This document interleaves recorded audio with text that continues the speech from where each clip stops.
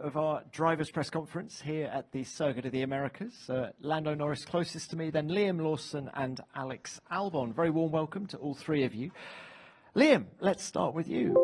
Welcome back to the FIA press conference, first of all. Good to see you again. Now, how has the past month been for you since it was announced that you were going to replace Daniel Ricciardo? Full of anticipation, I would imagine.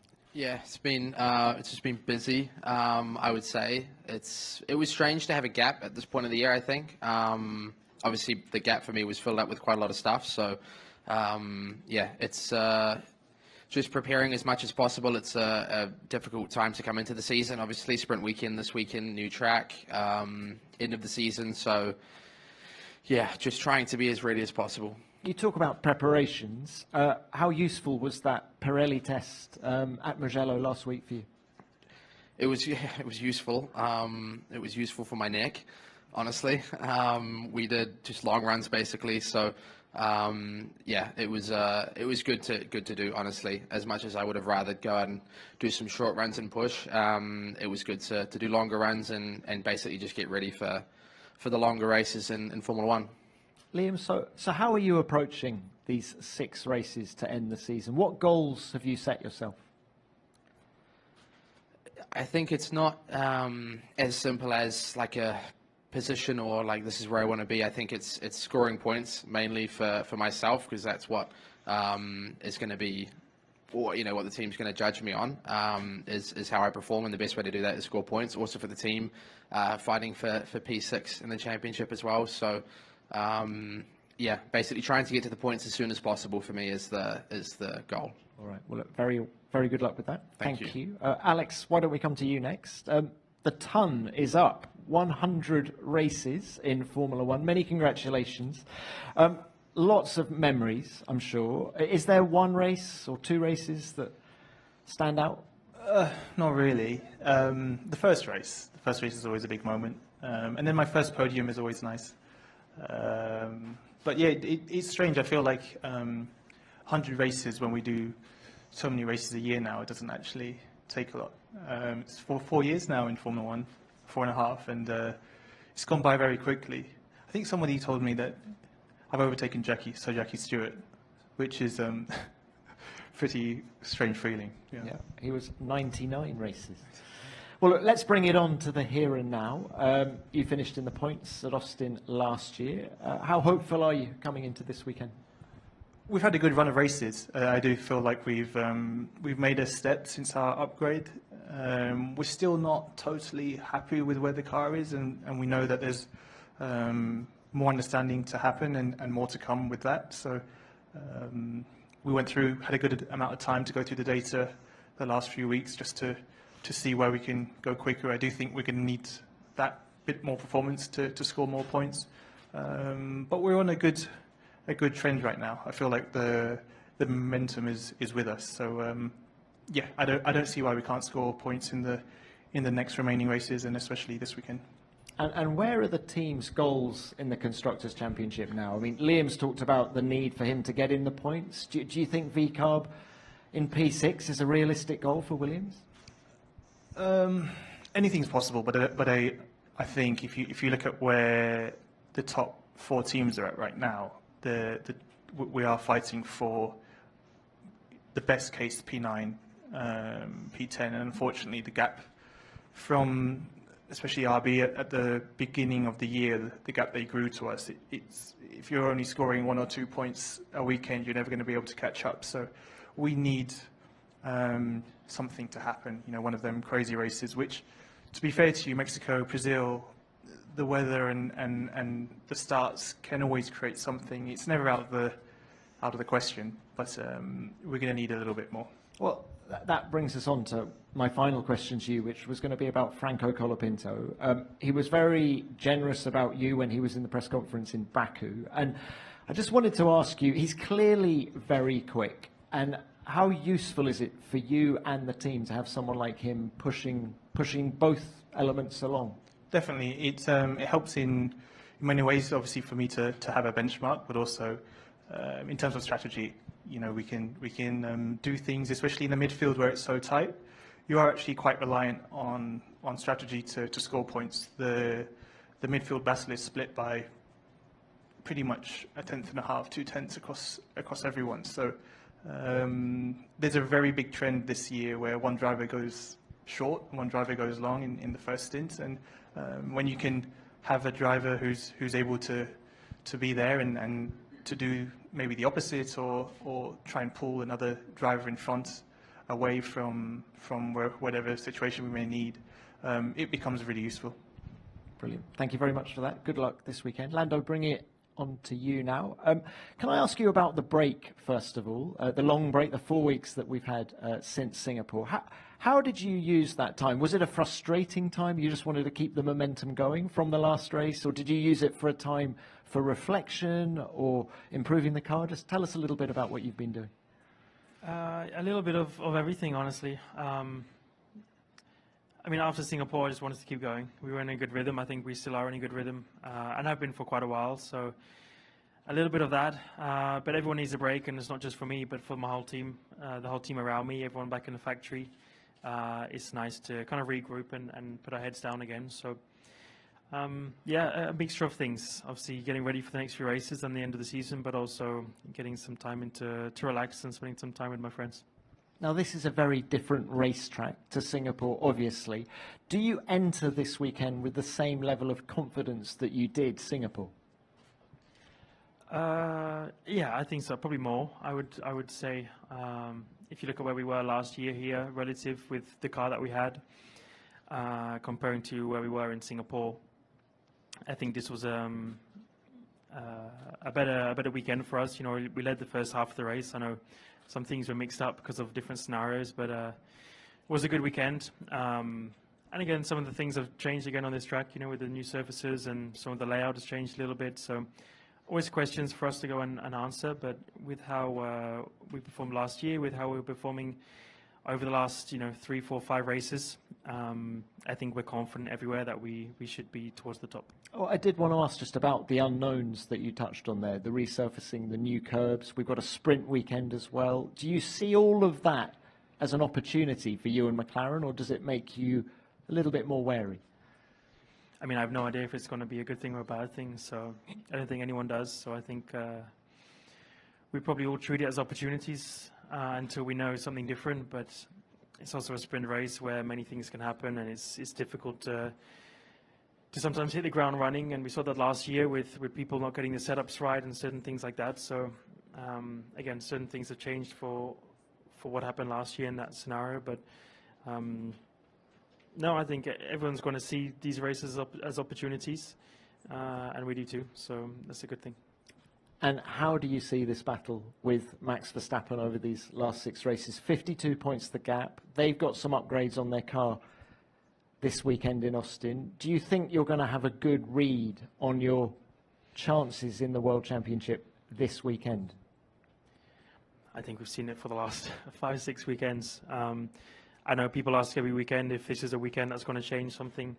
It can go my way, it can go Max's way. So I keep focused on doing what I'm doing. I've been doing a good job. I'm happy with how things have gone. Like I said, I've not been happy with always the final result for different reasons, but I'm happy with what we're doing as a team and how we're working together, and I'm confident if we just keep our heads down and keep pushing, we can do it and we can close the gap, but it's not easy. I need more than just me first and Max second, but I can't change that, so I just need to focus on myself and leave the rest to everyone else.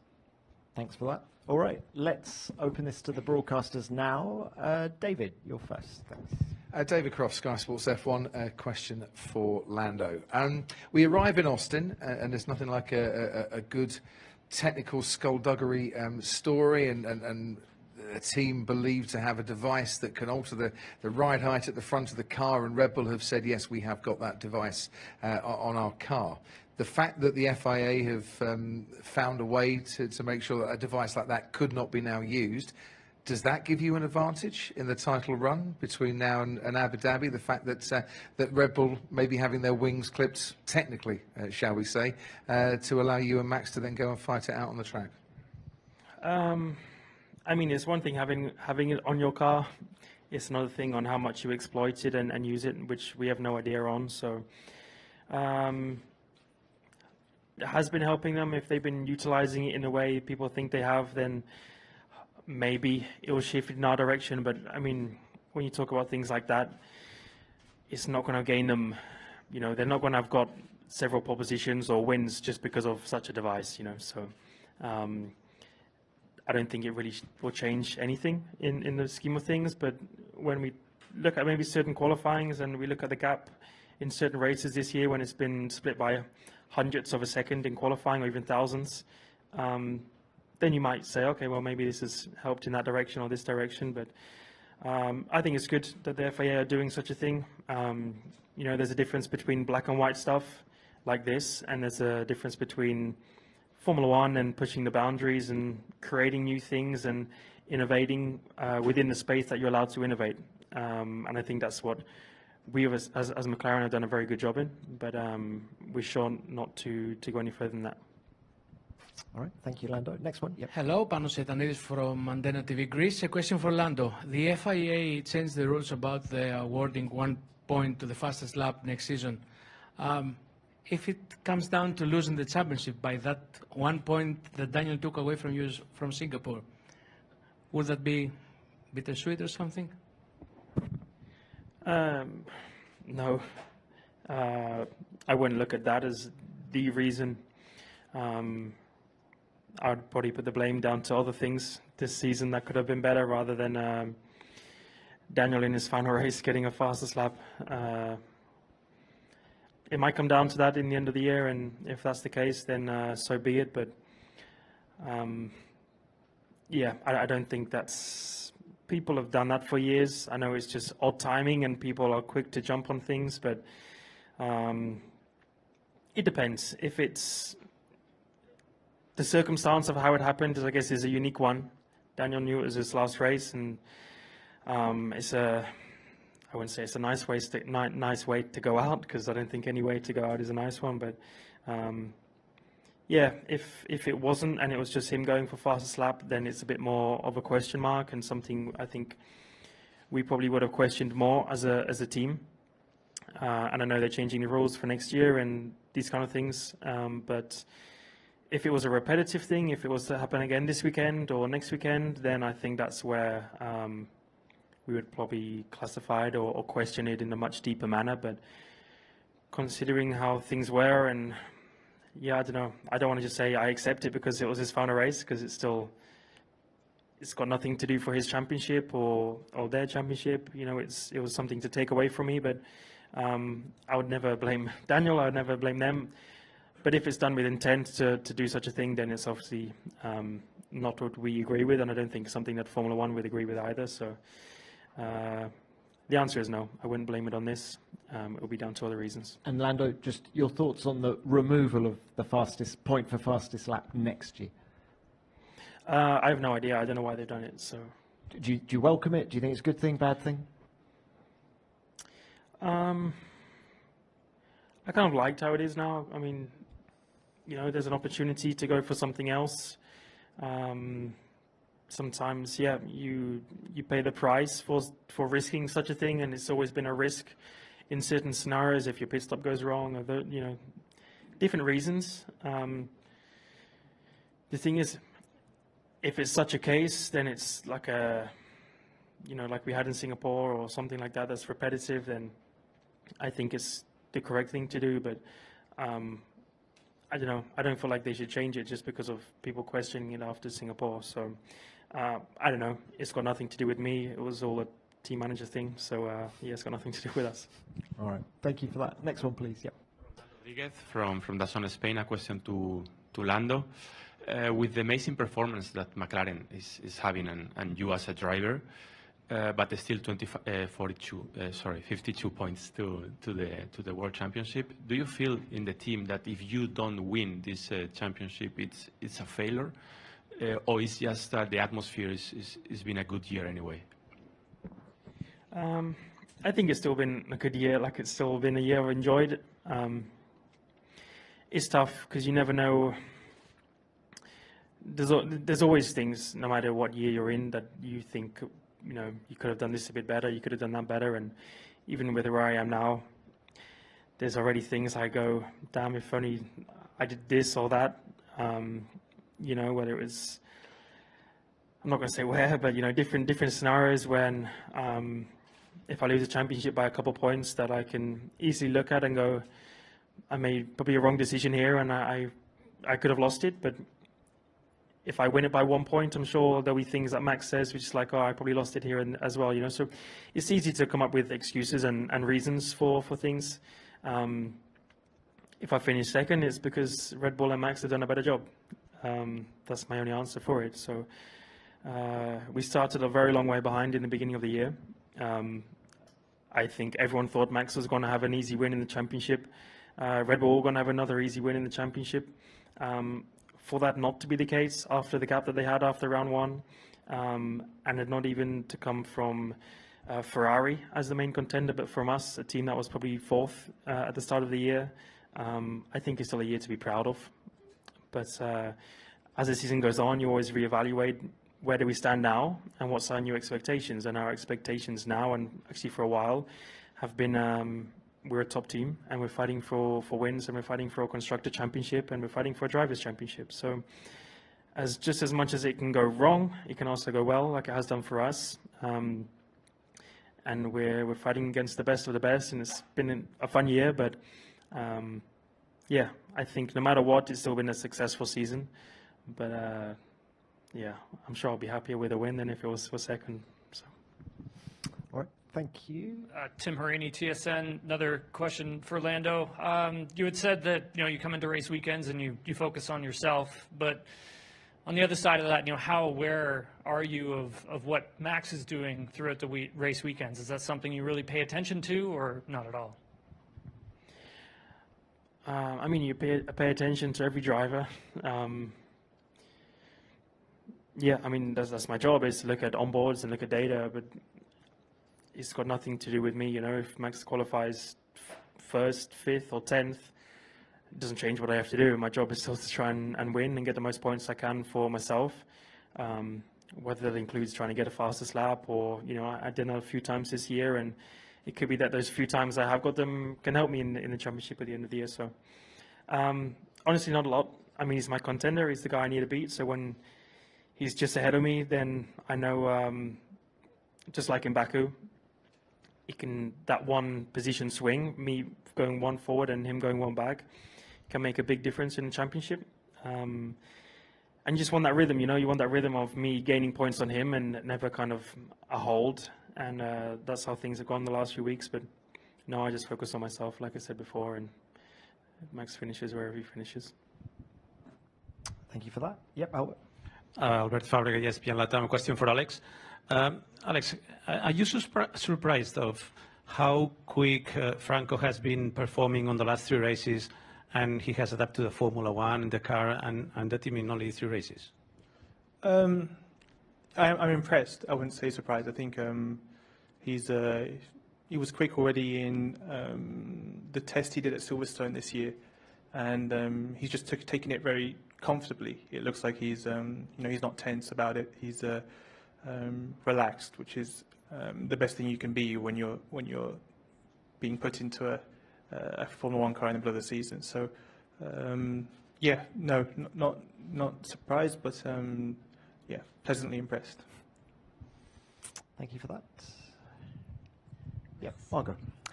Margot Lafitte, Canal+. Question for Liam, and I would like to have an answer also from Lando, please. Liam, we're doing a footage on the young drivers taking the power in Formula One. We want to explain why young drivers, why rookies like you or like Oli Berman, Franco Colapinto arrive in Formula One and are straight away very performant. We want to explain that to people who might not know very well Formula One, to avoid the fact that they might think that Formula One is easy. And for Lando to bounce behind, is it no longer a risk for a Formula One team to hire a young driver? Merci.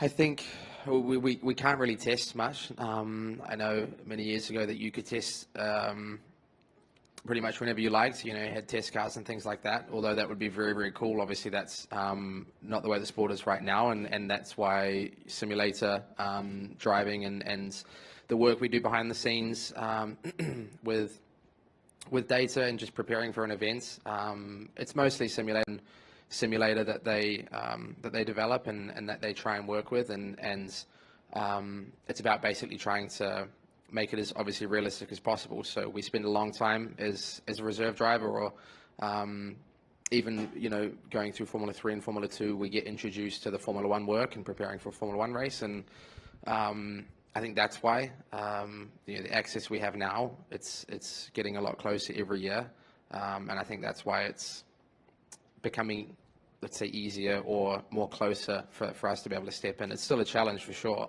It's still very different, but yeah, I think it's just the work that we do behind the scenes. There's a lot of it probably that maybe people don't see. And Lando? Yep. Yep. Is it a risk? I think it's still a risk for sure. I think what you're seeing is very talented drivers come through. I feel like I'm older when I say it, but like Liam, like Oscar, like Franco. I think you're going to see plenty of drivers come in and do a good job, and perform and qualify well and things like that. I think that's what comes more natural to drivers. But I think when you look at Formula 1 is not just about one weekend or 2 weekends or 3 weekends. It's about 24, and it's about a whole season, and it's about developing the car over seasons. And I think you'll see, and I think there are plenty of drivers that can come in and drive a Formula 1 car quickly. And I think that's the easier part of it, is coming in and just driving a car quickly. This is what we're born to do, is what we live doing, is driving as quickly as we can. And I think the easier part of that is coming in and driving a car quickly. The tough part is the longer part of everything. It's the 24 races, it's not crashing your car on every weekend, not making those silly mistakes, helping your team, being a team leader, not just looking at this season, but looking ahead to next year and on knowing when to make sacrifices for following years. There's plenty of things which make a driver a more complete driver rather than someone who can just come in and perform on one weekend. And I'm not taking anything away at all from those guys. I think, like when you see Franco come in and do the job he's done in the middle of a season, it's pretty impressive. And I think everyone acknowledges that, but it's another job to do that every single weekend, not making mistakes, not crashing the car, especially now in a cost cap championship. It's even trickier to push and find those limits. So you have those pros and cons, but being a Formula 1 driver is not about just driving a car quickly, which I think a lot of people can do, but it's about doing that on top of doing that every single race, every single qualifying, working together as a team. I think that's what makes a good driver in general, not just a quick driver. So you have those two sides, but I'm still impressed, and I think it's still impressive to see the rates of how quick you can get these young drivers in now. And not talking as I'm old, but these young drivers like Franco come in and perform at the level that they have done so quickly. So it's down to different reasons, but also simulators and things like that and preparation you can do nowadays is more advanced than what it was several years ago.